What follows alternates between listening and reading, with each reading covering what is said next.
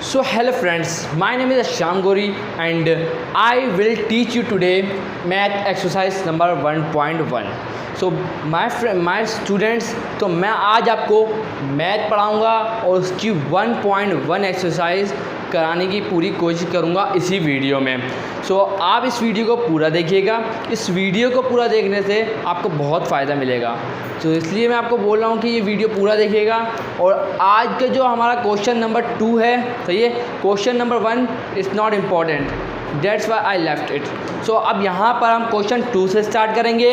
Question 2 का जो सवाल है वो आप लोग देख सकते हैं। मैं वीडियो स्टार्ट करने से पहले आप लोगों से गुजारिश है कि आप लोग मेरे चैनल पर नए हैं तो मेरे चैनल को सब्सक्राइब ज़रूर कर दें और बेल आइकन को ज़रूर हिट करें ताकि मेरी जो भी नई वीडियो आए उसका नोटिफिकेशन आप दोस्तों को मिल जाए। और वीडियो अच्छी लगे तो लाइक करिएगा और पूरी वीडियो देखने के बाद लाइक करिएगा ताकि हमें पता चले कि मुझे पता चले कि मैंने जो वीडियो बनाई उसके लिए आपको कुछ फ़ायदा हुआ, कमेंट करके बताइएगा।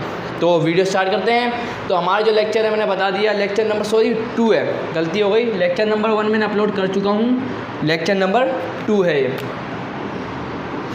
तो लेक्चर नंबर 2 है ये। पहले वाले वीडियो अगर आपने नहीं देखी है तो देखने मेरे चैनल पे जाकर, उसमें मैंने आपको पूरी डिटेल बताई है डैश सेट क्या होता है। आज मैं एक्सरसाइज कराऊंगा, उसके बारे में बताऊंगा कि क्या क्या आने वाला है इसके बारे में, और आगे भी बताऊंगा आपको।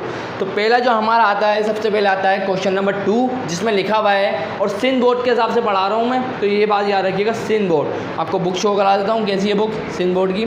तो ये सिन बोर्ड की बुक, इसके हिसाब से physics, chemistry and math, second year की भी फर्स्ट ईयर की भी, सेकेंड ईयर की अपलोड होगी हफ्ते को।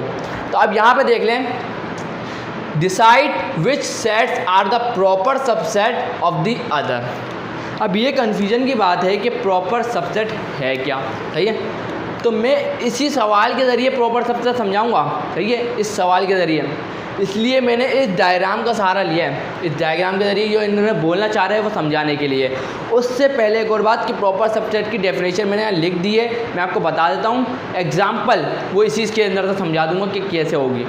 डेफिनेशन पढ़ लेते हैं। A set B is the proper subset of ए।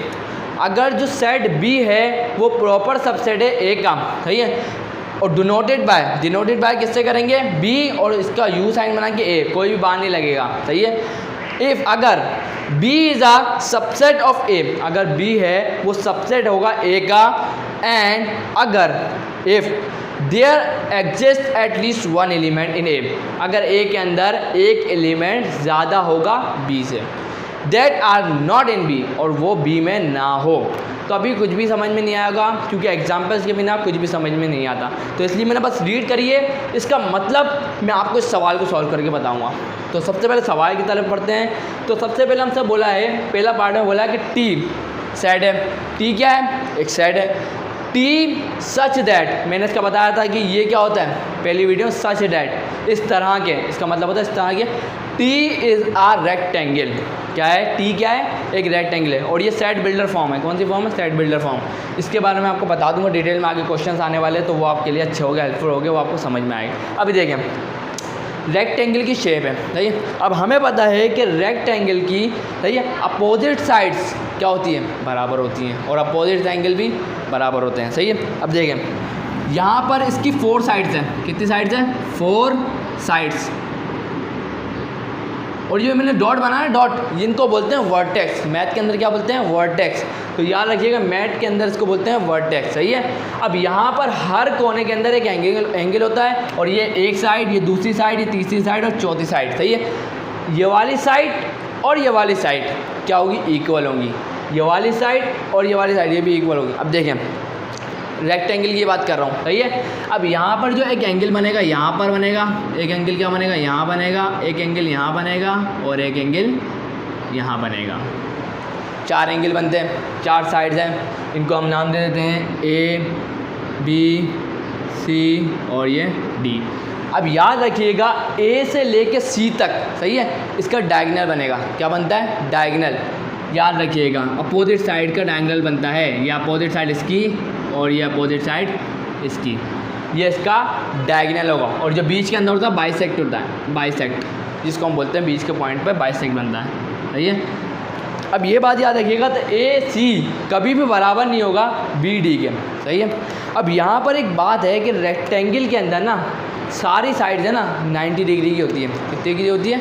लेकिन कोई भी साइड बराबर नहीं होती, चारों साइडें अपोजिट साइड बराबर होती हैं, याद रखिएगा। अब देखें, लेकिन सारे एंगल कितने के होते हैं? 90 डिग्री के, समझ गए। अब देखें, अब मैं बनाऊंगा एक सेट।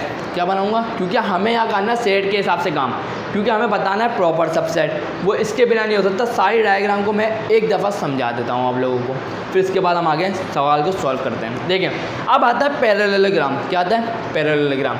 इसके अंदर भी कितने एंगल होते हैं? 4 एंगल होते हैं। जैसे कि एक यहाँ पर, एक यहाँ पर, एक यहाँ पर और एक यहाँ पर। 4 एंगल, 4 साइड, 4 वर्टेक्स। इसको हम कॉर्नर भी बोलते हैं, लेकिन मैथ में हम इसको बोलते हैं वर्टेक्स। क्या बोलते हैं? वर्टेक्स। 4 साइड हैं, 4 एंगल, और यहाँ पर इसके डायगोनल भी होते हैं। ए ये आ गया, बी ये आ गया, सी और ये आ गया डी। सही है? तो ये 4 साइड के नाम दिए। अब इसका डायगोनल भी बिल्कुल सेम होगा, ए से लेके सी तक और ये डी से लेके बी तक। ये इसका डायगोनल है। क्या है इसका? डायगोनल। 2 मिनट का ब्रेक लेता हूँ क्योंकि अज़ान हो रही है। फ्रेंड्स, अज़ान ख़त्म हो गई तो आगे चलते हैं स्टूडेंट्स। अब देखें, यहाँ पर क्या होगा पैरेललोग्राम के अंदर। यहाँ पर क्या होगा कि ये जो बी और ये डी है डायगोनल्स हैं, और इनके अंदर सबसे पहली बात, सबके अंदर कॉमन चीज़ पता क्या है? सबके अंदर 4 साइड्स है, 4 वर्टेक्स है। 1 2 3 4, 1 2 3 4, 1 2, इसके ही बना देता हूँ हाथ के हाथ। 1 2 3 और ये 4, 1 2 3 4। क्या सेम हो? 4 वर्टेक्स मतलब 4 साइड्स हैं। सही है? 4 एंगल्स है सबके अंदर। क्या कॉमन है? 4 एंगल सबके अंदर हैं। 1 2 3 4, 1 2 3 4, 4 एंगल सबके अंदर है। अब याद रखना है कि जो हमारे पास दूसरे वाले की बात कर रहे थे ना, तो इनकी जो साइड्स हैं अपोजिट्स, सही है, वो इक्वल होंगी। क्या होगी? Opposite side. सही है? अब यहाँ पर अपोजिट साइड और एंगल तो इक्वल हो गए, लेकिन यहाँ पर क्या सारी साइडें इक्वल नहीं होंगी। सही है ना? सारी साइडें कोई भी बराबर नहीं है। और इसके अंदर एक चीज़ हमने बता दी कि एक में पहले हम लोग जब सेट बनाएंगे तो उसके अंदर समझ में आया क्लियरली। अभी बताता हूँ। इसके अंदर क्या है? 4 साइड्स हैं। कितनी साइड्स हैं? 4 साइड, 4 एंगल्स हैं। सही है? और अपोजिट एंगल क्या है? बराबर हैं। 3 चीज़ें इसके अंदर आ गई। सही है? ए से लेके सी और बी से लेके अपोजिट एंगल और अपोजिट साइड क्या है? बराबर है। आगे चलते हैं, स्क्वायर की बात करते हैं। तो स्क्वायर के अंदर बिल्कुल सेम चीज़ है। ये हमारा ए हो जाएगा, ये हमारा बी हो जाएगा और ये हमारा सी और ये क्या हो जाएगा? डी। सही है? बिल्कुल सेम है। इनके डायगोनल्स भी सेम बनेंगे। ये सेम डायगोनल्स हैं इनके भी, इसके भी सेम डायगोनल्स आएंगे सेम। अब देखें क्या हो रहा है कि एक स्क्वायर के अंदर क्या क्या होता है पता है आपको? स्क्वायर की सारी साइड्स, सारी चारों इक्वल होती हैं। जो ये एंगल बना रही है ना स्क्वायर के अंदर, सारों एंगल कितने के होते हैं? 90 डिग्री के होते हैं। अपोजिट एंगल क्या होते हैं? बराबर होते हैं। अपोजिट साइड क्या होती हैं? बराबर होती हैं। तो इसके अंदर सारी चीज़ें हो गई जो किसी के अंदर नहीं थी, वो सारी चीज़ें इसके अंदर होती है स्क्वायर के अंदर। आगे चलते हैं क्वाड्रिलेटरल। सही है? तो यहाँ पर ये क्वाड्री का मतलब होता है क्वाड्री का मतलब होता है 4 और लेटरल का मतलब होता है साइड्स। सही है? तो यहाँ पर 4 साइड्स हैं, 4 एंगल हैं, बस यही होगा इसके अंदर। ना तो इसके अपोजिट साइड्स बराबर होंगी, ना एंगल बराबर होंगे, ना ये चारों एंगल एक होंगे, ना चारों साइड्स बराबर होंगे। तो अब मैं और डिटेल में जाता हूँ ताकि अभी भी थोड़ा बहुत क्लियर नहीं हुआ होगा, लेकिन अब क्लियर होगा। अब जो मैं करूँगा ना वो अब सब क्लियर कर देगा। अब देखें, अब मैं सेट बनाने जा रहा हूँ। क्या बनाने जा रहा हूँ? सेट। सबसे पहले मैं एक ए सेट लूँगा। क्या लूँगा? ए सेट। सही है? अब ए सेट के अंदर मैं क्या करूँगा पता है? मैंने क्या बोला है? ए सेट के अंदर मैं क्या लिखूँगा? मैं लिखूँगा कि जो अपोजिट साइड्स है ना, अपोजिट साइड्स, सबसे पहले मैं ए साइड में लिखता हूँ 4 साइड्स। क्या लिखता हूँ? 4 साइड लिख देता हूँ। ये मेरे पास क्या है? 4 साइड है। मैं लिख देता हूँ कि 4 साइड्स। ए आ गया। अब बी की बात करते हैं। बी के अंदर मैं लिख दूंगा कि 4 एंगल्स।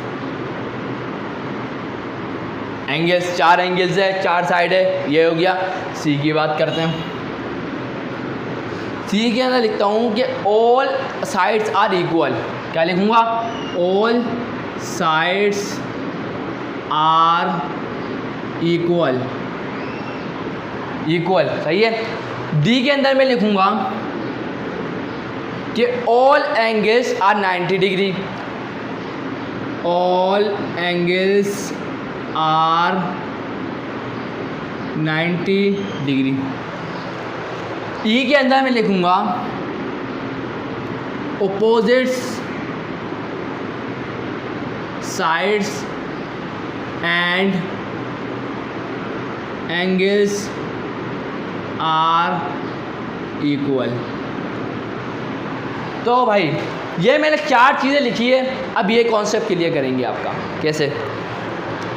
इन चारों को मिला हुआ है, हमारे को बोला गया है कि टी इज़ अ रेक्टेंगल। सबसे पहले तो हमें इसको सॉल्व करना पड़ेगा, सही है।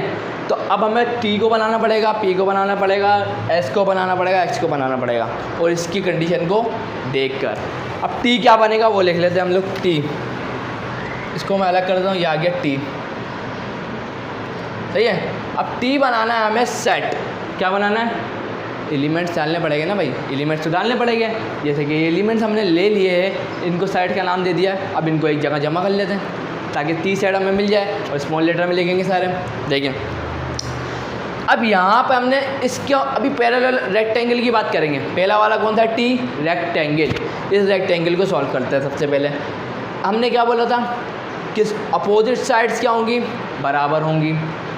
बी डी और ए सी क्या हो गया?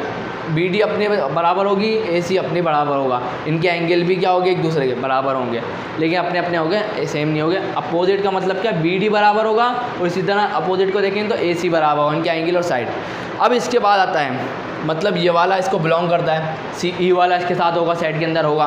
पहली बात, 4 साइड्स हैं, 4 साइड्स हैं, 4 एंगल हैं, ये भी कंफर्म हो गया। ऑल साइड्स आर इक्वल, हमने क्या बोला था? इक्वल होगी, नहीं बोला था। तो इसके अंदर जो साइड्स है ना, अपोजिट साइड इक्वल है, बाकी इसके अंदर कुछ भी इक्वल नहीं है भाई। ये तो गलत हो गया हमारे काम का नहीं। डी वाला देख लेते हैं, ऑल एंगल्स आर 90 डिग्री। ये तो मैंने बोला था कि ऑल एंगल्स क्या हो गया? सारे एंगल कितने के हो गए? 90 डिग्री। तो इसका मतलब क्या हुआ कि ए, बी और डी, ई इस साइड के अंदर होनी चाहिए। मैं लिख देता हूँ, सॉरी कैपिटल से लिखना, ए, बी, डी और ये आ गया ई, ये एक बन गया। इसको मैंने इसके अंदर कर दिया रोस्टर फॉर्म के अंदर। किसके अंदर कर दिया? रोस्टर। ये थी सेट बिल्डर में। अब देखें, अब हमारा एक तो आ गया, अब बारी है किसकी? पी की। देखें पी की बारी है। तो अब पी के बारे में भी कुछ लिख देते हैं। तो पी बराबर होगा, चलें अब इसके बारे में भी कुछ लिखें ना। चलो, पैरेललोग्राम। क्या है? पैरेललोग्राम, सही है। अब इसके मैंने क्या बोला था? Opposite sides are equal and angles are equal. तो ये पूरा ई आ जाएगा, opposite side and angles are equal. ये तो आ गया। 4 साइड्स हैं, 4 एंगल्स हैं, लेकिन कोई भी साइड बराबर नहीं है। लेकिन यहाँ लिखा हुआ ऑल साइड आर इक्वल, तो सी नहीं आ सकता। D, all angles are 90 degree, ये भी नहीं है। तो इसका मतलब है सिर्फ इसके अंदर ए, बी और ई आएंगे पैरेललोग्राम के अंदर। तो यहाँ पे लिख देता हूँ मैं कि ए, बी और ये आ गया ई। हमें पता है कि एक ब्रैकेट सेट का जो सिंबल होता है वो तो कैपिटल होता है, लेकिन उसके एलिमेंट्स हम डिनोट करते हैं स्मॉल लेटर से, जैसे मैंने अभी करें। अब देखते हैं किसकी बारी है। देखें, एस की बारी आ गई भाई। एस का मतलब क्या है? स्क्वायर। तो यहाँ मैं लिखूँगा आप स्क्वायर की बारे में। चलो भाई स्क्वायर के बारे में भी लिख लेते हैं। तो यहाँ पर स्क्वायर के अंदर हमने क्या बोला कि चारों साइड्स भी बराबर होंगी, चारों एंगल भी बराबर होंगे।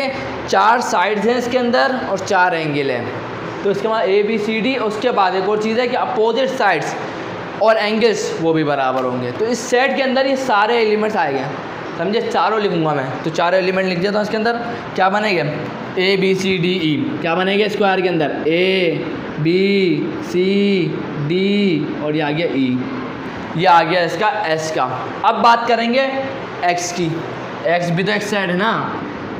अब इसके बारे में बात करते हैं। तो एक्स क्या है? अब देखें, एक्स हमारे पास है क्वाड्रिलेटरल। अब यहाँ पर क्या है? इसकी ना तो अपोजिट साइड बराबर है, ना तो इनकी चारों साइड इक्वल हैं, ना तो इसका चारों एंगल 90 डिग्री के हैं। तो इसके पास 4 साइड हैं और 4 एंगल हैं। तो सिर्फ और सिर्फ 4 साइड और 4 एंगल है इसके बाद। तो मतलब ए और बी इसके अंदर आएगा, ए और। अब आता है मेन काम जो मैंने बताया था कि सवाल के ज़रिए मैं बता दूंगा कि प्रॉपर सबसेट क्या है। डेफिनेशन ने मैं बताया कि अगर बी, चलो डेफिनेशन को छोड़ो, अभी मैं आपको एग्जांपल समझा रहा हूँ। डेफिनेशन पढ़ ली, आगे देखते हैं इसको समझाने के लिए। अब देखें, हमें ये बताना है इसके प्रॉपर सबसेट डिनोट करने का तरीका। ये कहाँ गया, ये रहा, ये मैं इसको ब्लैक से लिख देता हूँ ताकि आपको भी कोई परेशानी ना हो समझने में। ये इसकी डोनेशन डिनोट करेंगे इससे, सही है। तो ये बी, उसके बाद यू बनाना, थोड़ा छोटा बना दिया लेकिन आप बड़ा बनाइएगा, यू करके ए। तो इसका मतलब है कि B is the proper subset of A. अब जिसको प्रॉपर सबसेट बनाना होगा ना उसको पहले लिख देना यार। देखो ये ए और ये बी, इसकी एक मेन बात नोट करी आपने कि वो बोल रहा है कि अगर B is a subset of A, क्या हो, बी सबसेट अगर होगा ए का, बी अगर सबसेट होगा ए का, तो उसके बाद ही कम से कम ए के अंदर एक एलिमेंट ज़्यादा होना चाहिए, सही है। ए के अगर अंदर ज़्यादा एलिमेंट होगा ना तो उसके बाद ही वो बी बनेगा। अब देखो इधर ए और ये है बी, सही है। अब इसके अंदर ए और बी इसके अंदर भी मौजूद है, हाँ है भाई, लेकिन ए बी के अंदर से ज़्यादा क्या है, सी डी ई क्या आ रहा है, ज़्यादा आ रहा है। अगर इसी सेट के अंदर ए बी है और उसके अंदर भी सिर्फ और सिर्फ ए बी होगा तो ये प्रॉपर सबसेट नहीं होगा। सिंपल वर्डों में क्या है कि अगर इसका सेट उसके जैसा ही हो, ए बी इसके अंदर भी क्या हो, ए बी, तो वो प्रॉपर सबसेट नहीं होगा।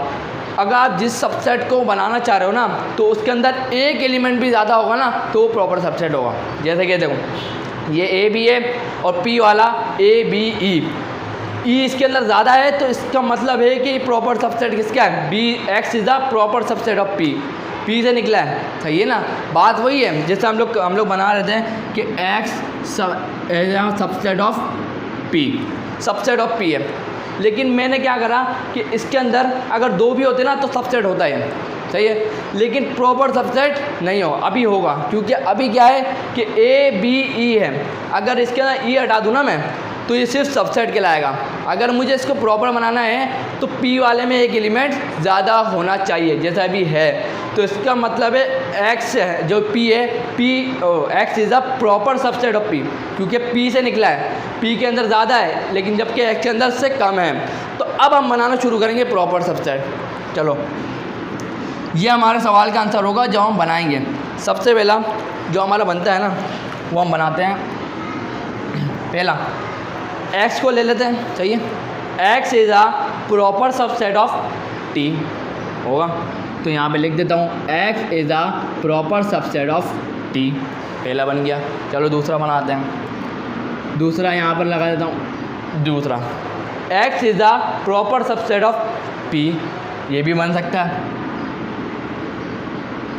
तीसरा x is a proper subset of s, ये भी होगा। 3 x is a proper subset, sorry ये नहीं आएगा, सबसेट ऑफ s। बस इतने ही हो गए, आगे चलते हैं। आगे क्या है अब देखते हैं कि किसके अंदर कम एलिमेंट है दूसरे वाले में। अब देखें ए बी ई, सही है। अब ए बी ई इसका भी सबसेट हो सकता है और इसका भी सबसेट हो, प्रॉपर सबसेट हो सकता है। तो हम लिख देते हैं 4 p is a proper subset of t, क्योंकि p के जो एलिमेंट है वो t में भी तो है, ए बी ई, लेकिन एक ज़्यादा है तो इसका मतलब प्रॉपर बन सकता है। आगे चलते हैं, आगे आता है हमारे पास p s का भी सबसेट, क्योंकि ए बी ई और दो ज़्यादा है, जबकि भी ये सही है क्योंकि प्रॉपर सबसेट के लिए एक भी ज़्यादा हो तो चल जाता है। तो दो, अब तो यहाँ तो दो है और ज़्यादा कंफर्म हो गया। तो यहाँ पर क्या होगा, p is a proper subset of s। आगे चलते हैं, अब देखते हैं कि ये t है, ठीक है, ए बी डी ई, मतलब t भी इसका प्रॉपर सबसेट है s का। तो मतलब क्या हुआ कि t is a proper subset of s। तो इन सबको डार्क कर देता हूँ।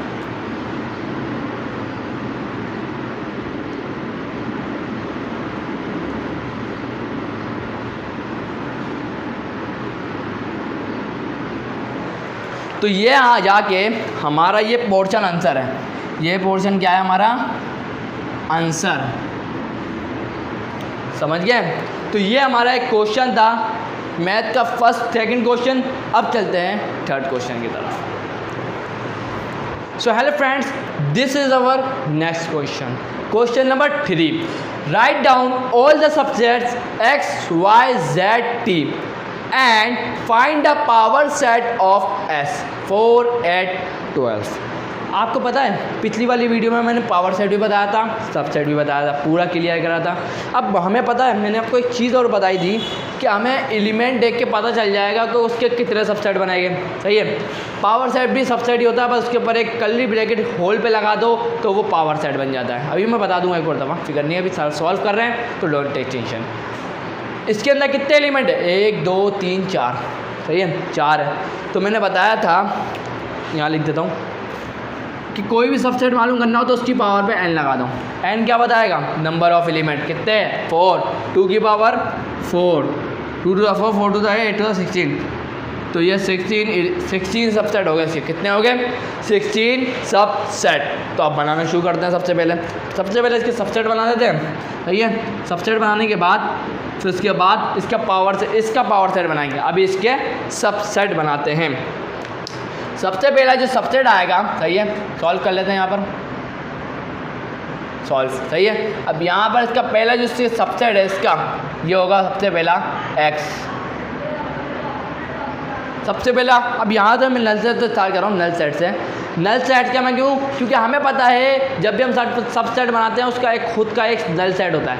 सही है, वो भी इसके सबसेट में आता है। उसके बाद आगे क्या आएगा? कॉमा। उसके बाद हर एलिमेंट को एक दफ़ा अलग अलग लिखें। x को अलग लिख दूंगा, y को अलग लिख दूंगा, उसके बाद z को अलग लिख दूंगा, उसके बाद t को भी अलग लिख दूंगा। सही है, चल समझ में आ रही है? ये हो गया 1, 2, 3, 4, 5 हुए। अभी कितने बाकी है? 11। चलो आगे चलें। सबको अलग अलग लिख दिया। अब क्या करते हैं पता है? x को y के साथ, x को z के साथ, x को t के साथ। अब ये भी लिख देते हैं। तो यहाँ लिख देते हैं कि x को y, ये आ गया। उसके बाद आ जाएगा, यहाँ पर आ जाते हैं x को, उसके बाद z, x और ये आ गया z। उसके बाद आता है हमारे पास, क्या आता है? x और t। आगे चलते हैं, आगे कौन सा बनेगा? अब x का हो गया, y z होगा, y z। उसके बाद क्या होगा? y t। उसके बाद क्या होगा? z t, z t, z t। सही है, अब आगे चलते हैं। कितने होगा? गिन लें। 1, 2, 3, 4, 5, 6। 1, 2, 3, 4, 5, 6 और 5, 11 हुआ है। तो 5 और बाकी है। चलो आगे चलते हैं। आगे देखें, अब क्या होगा कि हम 3 को ले लेते हैं। क्या ले लेते हैं? ये भी तो होता है ना कि x, y और ये आ गया z। ये हो गया। उसके बाद क्या करते हैं? या x z t ले लेते हैं। x z और ये आ गया t। आगे चलते हैं। आगे देखते हैं कि आगे x z t हो गया, x z t। अब y z t ले लेते हैं। तो y z t ये हो गया। उसके बाद हमें पता है कि ये खुद भी एक सबसेट होता है, तो वो भी लिख देते हैं। उसके बाद एक और इसका x y z t। चलो गिन लेते हैं फटाफट। 16 होने चाहिए भाई। 1, 2, 3, 4, 5, 6, 7, 8, 9, 10, 11, 12, 13, 14, 15। एक कम है अभी भी। चलो दिमाग लगा के वो भी बना देते फटाफट। तो क्या कमी रह गई? हमने क्या कर दिया? x z t आ गया, x y z के बाद x z t, उसके बाद y z t, उसके बाद आ गया x y z t, ये भी आ गया। x y आ गया, उसके बाद x z आ गया, उसके बाद x t आ गया, उसके बाद y z आ गया, उसके बाद y z आने के बाद z t लिखना भूल गया, z t बाद में लिखा है। y z आ गया, उसके बाद फिर y t z t आ गया। देखा तो एक छोटी सी मिस्टेक हो गई, वो आपको समझा देता हूँ क्या हुई। देखिए मिस्टेक हुई है यहाँ पर, जब हमने एक्स वाई जेड को लिया ना तो हमें लेना था एक्स वाई जेड के बाद, तब हमारे पास एक्स वाई टी भी आ सकता था। क्या आ सकता था? एक पॉसिबिलिटी आ रही थी एक्स वाई टी भी हो सकता था, सही है। उसके बाद वाई जेड टी आखिरी था, और उसके बाद एक्स जेड टी आ गया, उसके बाद वाई जेड टी आ गया। क्या आ गया? वाई जेड, और ये आ गया टी, और उसके बाद आखिरी सेट वो क्या होगा? एक्स वाई जेड, और ये आ गया टी। तो आप गिन लेते हैं फटाफट, जो मैं मिस्टेक थी वो बता दी। 1 2 3 4 5 6 7 8 9 10 11 12 13 14 15 16। तो इससे कितना फ़ायदा हुआ? देखिए इससे मुझे इस फॉर्मूले से पता चला कि 16 हो गए। अगर नहीं पता होता तो मैं ऐसे छोड़ देता, ना नहीं पता होता तो उसको यही छोड़ देते 15 बना के, और एक नहीं रह जाता। तो मुझे इससे पता चला कि 16 आएंगे, तो इससे कोई टेंशन नहीं है। तो ये हो गया, ये मैंने बता दिया। याद रखिएगा जब भी सबसेट बनाए तो इतने सबसेट बनने चाहिए किसी भी तुरंत। आगे चलते हैं सेकंड क्वेश्चन की तरफ। क्या है? S = 4 8 और ये 12। इसका पावर सेट बना दो, बहुत आसान है, हलवा है। पावर सेट को हम लिखते हैं PS, ये पावर इसके अंदर लगा दे पावर, ये S की पावर निकालेंगे। एक लगा दो बड़ा ब्रैकेट, क्या लगा दो? बड़ा ब्रैकेट, कर्ली ब्रैकेट बड़ा। अब अंदर इसके सबसेट बना दो। क्या बना दो? सबसेट। 3 है, हमें पता है कि 2 की पावर कितनी होगी? 3 n होती है ना, तो 2 to the 4 4 to the 8 मतलब 8 हो गए। इसके अंदर कितने सबसेट हो गए? 8। अब 8 लगा देते फटाफट जल्दी से। तो सबसे पहले एक आएगा 4, एक आएगा 8, उसके बाद एक आएगा 12। ये चलते जाते हैं। अब इसके बाद 4 8, उसके बाद 4 12, 4 12, उसके बाद क्या होगा? 8 12, उसके बाद ये मैंने रोक दिया, सही है, लेकिन आप यहाँ से मैं आगे बढ़ा रहा हूँ, बाकी कर्ली ब्रैकेट बाद में ख़त्म करूँगा। उसके बाद 8 12 के बाद क्या आएगा? थोड़ा बड़ा कर देता हूँ। 8 12 के बाद क्या आएगा? 4 8 12, और उसके मैंने बताया था एक नल सेट भी क्या होता है? एक सबसेट होता है। और उसके बाद जब एंड करेंगे तो इसको बड़े ब्रैकेट से करेंगे, और ये जो बड़े ब्रैकेट है वही पावर सेट कहलाते हैं। समझ में आई आपको? सबसेट बनाओ, उसके बाद एक बड़ा ब्रैकेट लगा दो, वो पावर सेट बन जाएगा। सही है। अब ध्यान से सुने, 1 2 3 4 5 6 7 8, कितने बोला था? 8 आएंगे। तो मतलब ये हमने बिल्कुल सही करा है। तो यहाँ हमारा थर्ड क्वेश्चन भी कंप्लीट होता है। So we will go to our next question.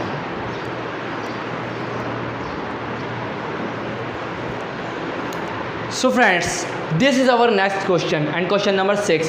Question number 4 and 5 is not important. That's why we are going to do question number 6. So which of the following sets are null set? अब हमें बताना है, एक तो ये set है और एक ये सेट है, इन दोनों में से कौन सा सेट वो है नल, खाली, एम्प्टी। तो अब यहाँ पे बता देते हैं। सबसे पहले ए से शुरू करते हैं। हमने सेट बिल्डर फॉर्म में होता क्या है पता है? एक्स लिखते हैं, कोई भी सिंबल लगा देते हैं पी, हम यहाँ लिखते हैं एक्स।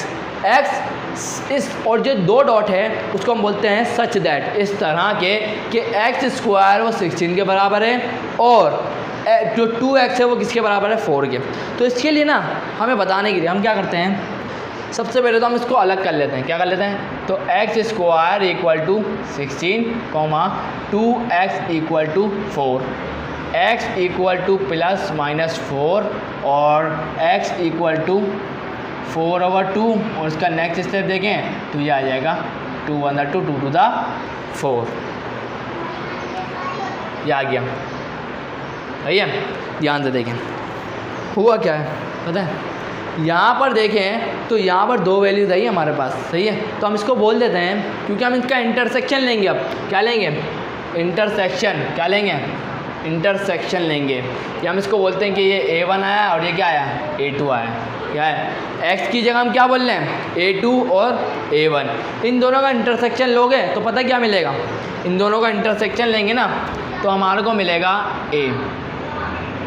ये होता है A1 एंड A2, इनका इंटरसेक्शन लिया तो देखें A1 4 है, सही है, ध्यान से सुनिएगा, A1 4 है, A2 2 है, इंटरसेक्शन में कॉमन लेते हैं और जबकि 4 और 2 में बहुत फ़र्क है, कोई भी कॉमन नहीं है, तो इसका मतलब क्या है, ये नल सेट है। क्या है ये? नल सेट है, ये आंसर है हमारा, A is a null set, A is a null set.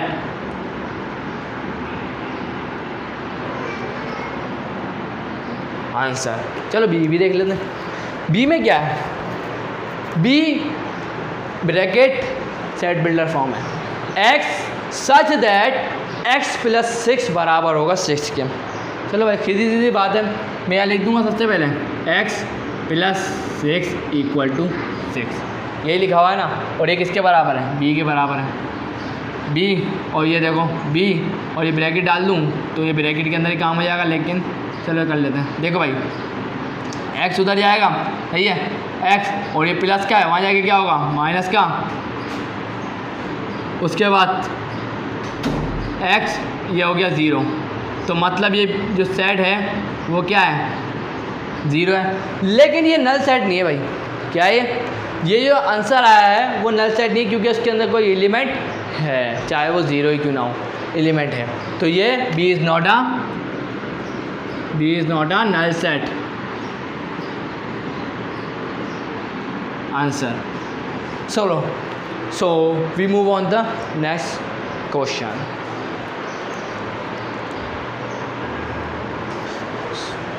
So my friends this is our next question.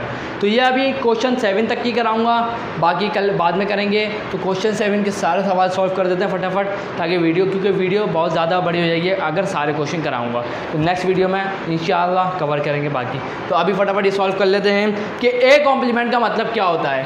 A complement का मतलब है फ्रेंड्स, तो मैं बता दूँ आपको कि यहाँ पर मेरी थोड़ी सी वीडियो मसला आ गया, तो देख लें, मैं आपको बता देता हूँ। Question number 7 is the last question of this. देखें फाइंड, लेक्चर का ये आखिरी है, अभी आप इसके बाद बाकी बाद में कराऊंगा। तो ये देख लें, फाइंड क्वेश्चन नंबर 7 है, A complement B complement, A complement की कॉम्प्लीमेंट, ए यूनियन बी के complement, A n A complement का कॉम्प्लीमेंट। ये सारे सवाल हैं, इसके कुछ सवाल करा रहा हूँ। देख लें ए कॉम्प्लीमेंट। ए कॉम्प्लीमेंट में क्या हो रहा है? ए कॉम्प्लीमेंट में हो क्या रहा है कि u माइनस ए करना होता है। ए कॉम्प्लीमेंट का मतलब होता है कि u में से a को माइनस कर दो। तो u की जो वैल्यू है ये रही और a की जो वैल्यू है ये रही, यहाँ पे लिखी हुई है, देख लें आप। तो यहाँ से मैंने उतारी है वहाँ पर, सही है। A B C D E universal की है, ए बी डी ए की है। माइनस करेंगे, माइनस करते हुए ये ध्यान रखना है सेम एलिमेंट को काट दीजिएगा। बाकी जो पहले वाले सेट में जो एलिमेंट बचे उसको लिखेगा, सी और ई, बच गया, आंसर आ गया। इसी तरीके से हार्ड वाला क्वेश्चन बी कॉम्प्लीमेंट, ये निकाला हुआ है, देख लें, सॉरी वो शायद हाँ ये निकला हुआ। बी कॉम्प्लीमेंट का मतलब होता है u माइनस बी, यू में से b को माइनस कर दो तो यूनिवर्सल और b वाला सेट की वैल्यू लिखी हुई है, आंसर आ गया a। दूसरा वाला भी सवाल, तीसरा वाले का मतलब पता है क्या होगा, मैं समझा देता हूँ। a कॉम्प्लीमेंट की वैल्यू लिखी हुई है, निकाली थी ना, सवाल करेंगे जब निकालनी पड़ेगी आपको, सी ई। उसके भी कॉम्प्लीमेंट का मतलब पता है क्या होगा, u में से a कॉम्प्लीमेंट को माइनस कर दो, u की वैल्यू लिखेंगे, a कॉम्प्लीमेंट की वैल्यू लिखेंगे, जो सेम होगा काट के जो बचेगा वो लिख दीजिएगा। अब यहाँ पर देखिए मैंने कौन सा कराया हुआ है, ए एन ए कॉम्प्लीमेंट। ये क्वेश्चन बहुत हार्ड था, मैं करवा देता हूँ। ये देखें ए एन ए कॉम्प्लीमेंट का मतलब है, सही है, सबसे पहले तो ये निकालना पड़ेगा ए कॉम्प्लीमेंट की वैल्यू। इसके लिए भी ज़रूरी है कि आपको पता हो ए कॉम्प्लीमेंट की वैल्यू हमें पता है, मुझे पता है कि सी ही है, मैंने निकाल ली है, सही है, आपको निकालनी पड़ेगी। A B D intersection C E, सही है, इंटरसेक्शन निकालेंगे पहले। ए कॉम्प्लीमेंट की वैल्यू है, इन दोनों में सेम क्या है, कुछ भी नहीं है, तो नल सेट आ गया। उसके बाद ए कॉम्प्लीमेंट के कॉम्प्लीमेंट का मतलब क्या है, यू में से ए कॉम्प्लीमेंट को माइनस कर दें, समझ में आई कुछ। उसके बाद ए कॉम्प्लीमेंट तो नल सेट है, सही है, नल सेट है तो यूनियन ही आ जाएगा, आंसर आ गया। इस वाले सवाल ये भी थोड़ा सा हार्ड लग रहा था, मैंने बोला करा देता हूँ। यू माई बी ये तो मैंने बता दिया कैसे होगा, सॉल्व हो गया। बी कॉम्प्लीमेंट की वैल्यू ए ई आ गई, क्योंकि इसके अंदर बी कॉम्प्लीमेंट की वैल्यू पहले होनी चाहिए, ए कॉम्प्लीमेंट की वैल्यू होनी चाहिए। ए कॉम्प्लीमेंट की वैल्यू है सी, जब दोनों वैल्यू निकाल लेंगे फिर माइनस करिएगा। ये बी कॉम्प्लीमेंट की वैल्यू है, ये ए कॉम्प्लीमेंट की वैल्यू है। ऑर्डर चेंज मत करिएगा, ए कॉम्प्लीमेंट को बाद में ही रखिएगा, ए बी को सेम हो उनको काट दीजिए। काटने के बाद हमारे पास पहले ब्रैकेट में जो वैल्यू बचे वही लिखना है, एलिमेंट बचे। दूसरे ब्रैकेट को बच भी जाए तो छोड़ दें, नहीं लिख लिएगा। सिर्फ फर्स्ट ब्रैकेट से जो भी एलिमेंट बचे उसको लिख दें और वही आपका आंसर होगा। तो आज की वीडियो यहीं ख़त्म करते हैं। वीडियो अच्छी लगे तो लाइक ज़रूर कर दीजिएगा, चैनल को सब्सक्राइब करना ना भूलिएगा। मिलते हैं नेक्स्ट वीडियो में इंशाल्लाह। कल वीडियो अपलोड करेंगे केमिस्ट्री के हवाले से। Thank you.